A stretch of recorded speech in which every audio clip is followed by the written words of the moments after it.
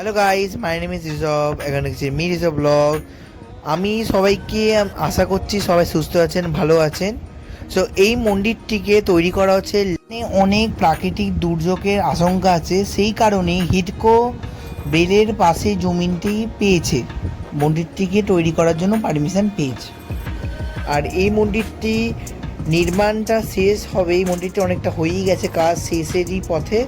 আর খুব শিগগিরই এই অক্ষয় তৃতীয়ায় 30শে এপ্রিলে এই মন্দিরটি উদ্বোধন হচ্ছে 2022-তে এর কনস্ট্রাকশন স্টার্ট হয়েছিল।